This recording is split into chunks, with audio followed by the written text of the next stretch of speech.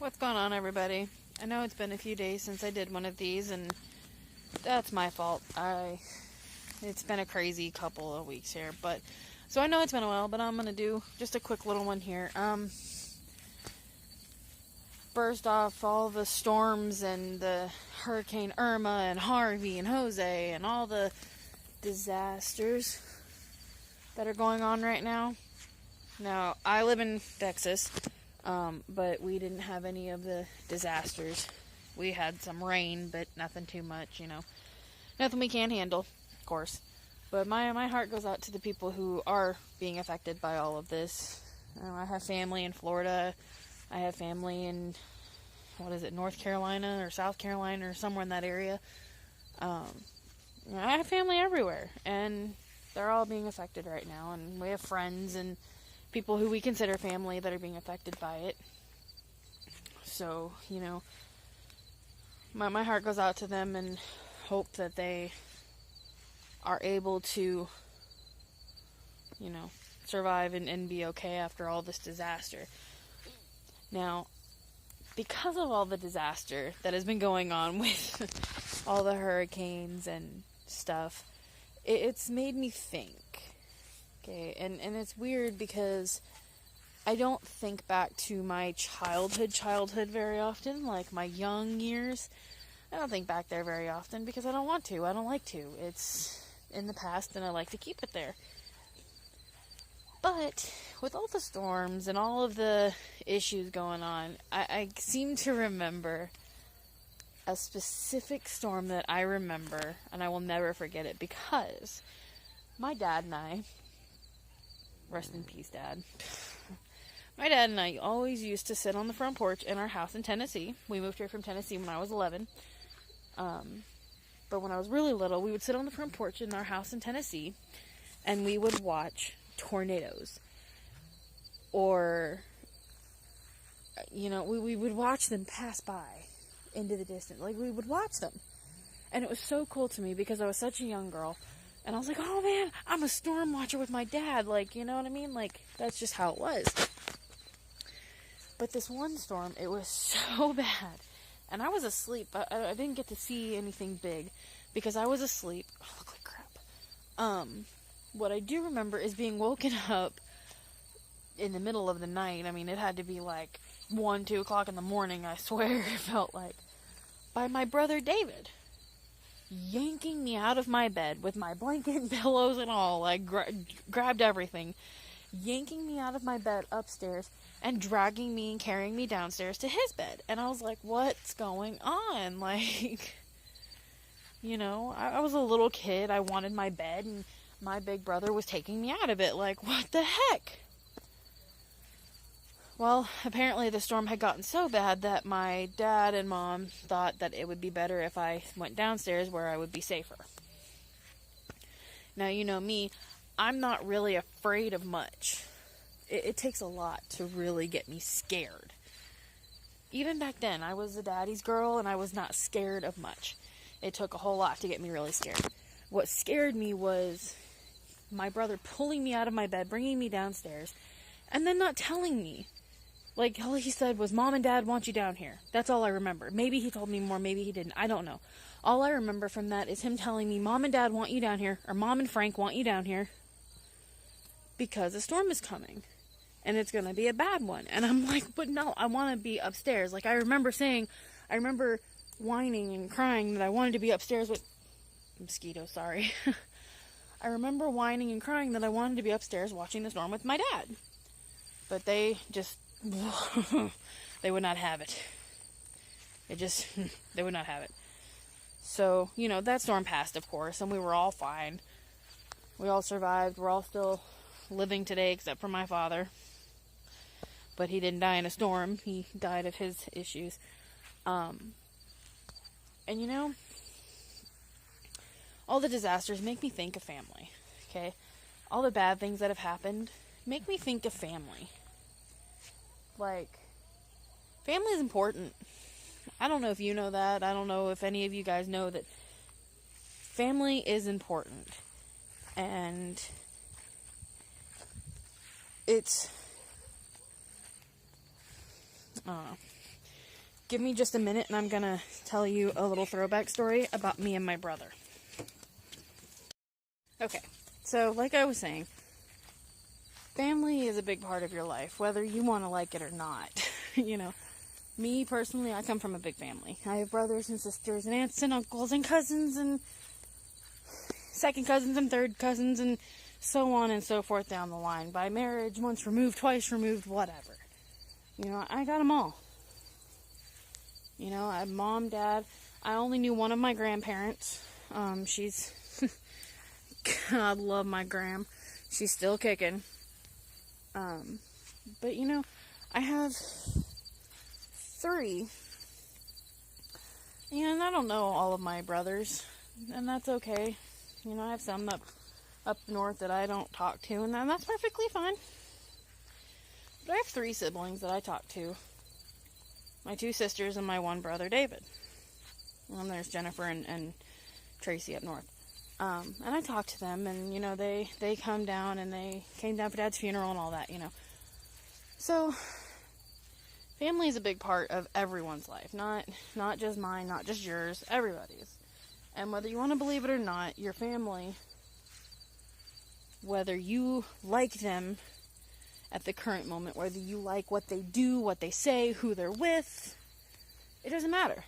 Because in the end of the night, they're still your family, and you still love them. No matter what, because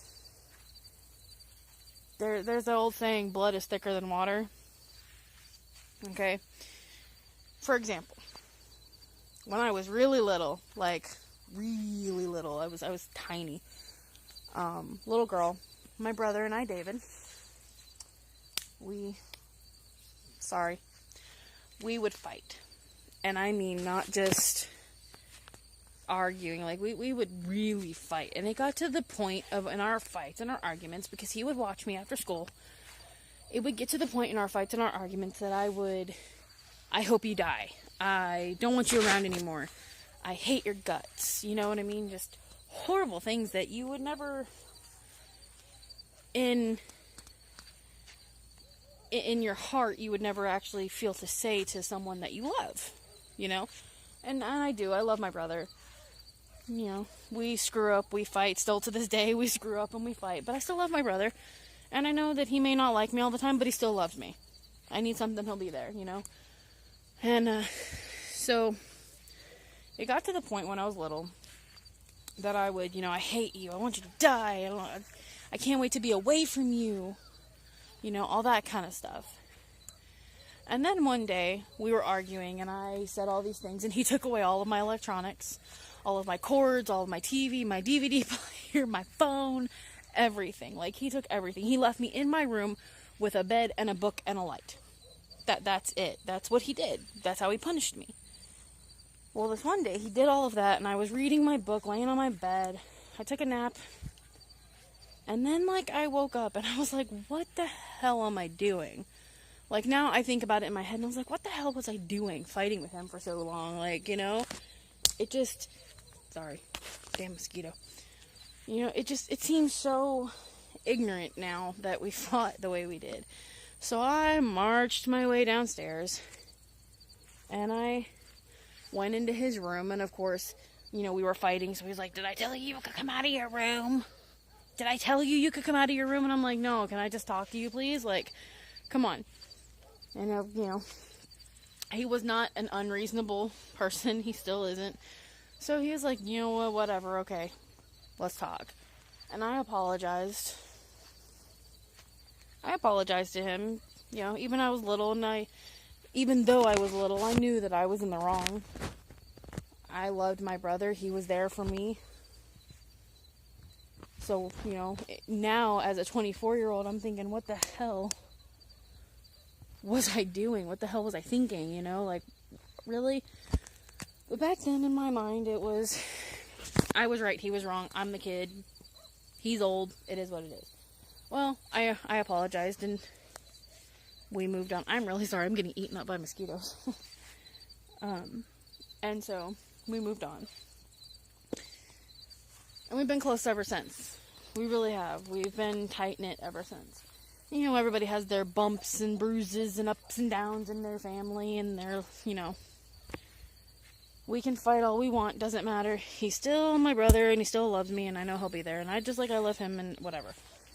So, my point to this thing is no matter what you think, no matter what you think you know, no matter what you believe in your head, your heart is always going to tell you something different. Your heart will always tell you that family comes first. Now, I'm married. I have a beautiful 4-year-old daughter. I have my lovely husband, Sean. I have my mom and my brother and his fiance on the property. Okay? We all live on one property.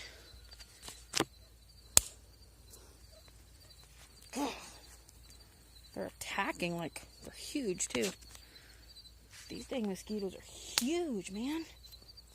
Jeez. I'm really sorry, guys. Okay. I think those were the last ones for right now. Anyways, okay. So I have all of us on the same property.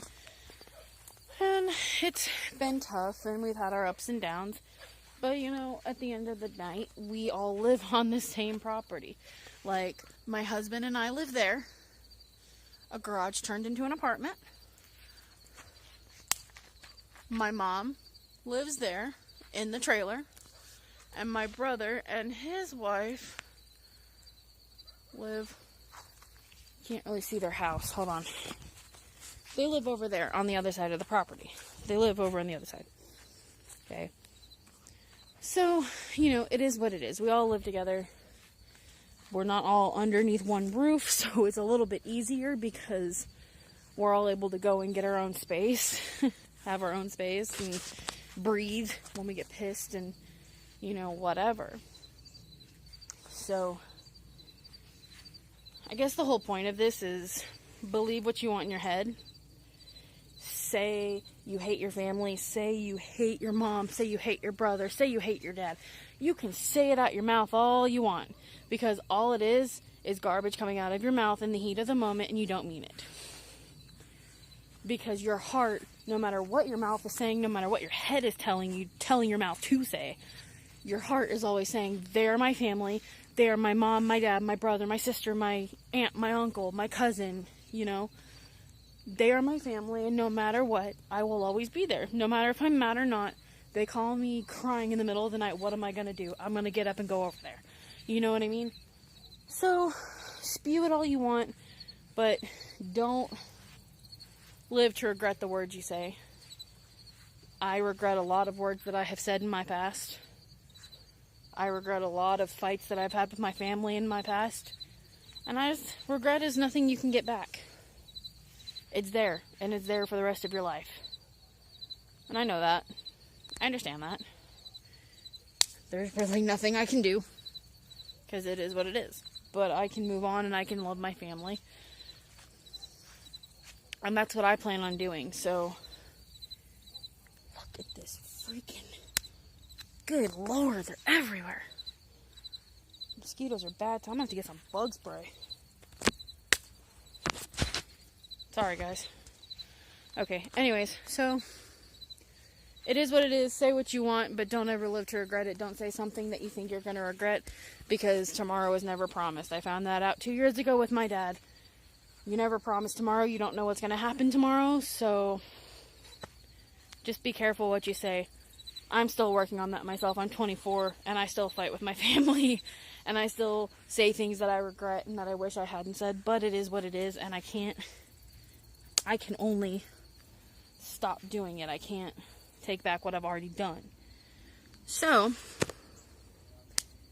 good grief almighty. So, I'm gonna stop it here. Just remember what I said. Don't live to regret. Alright. I will see you all in the next video.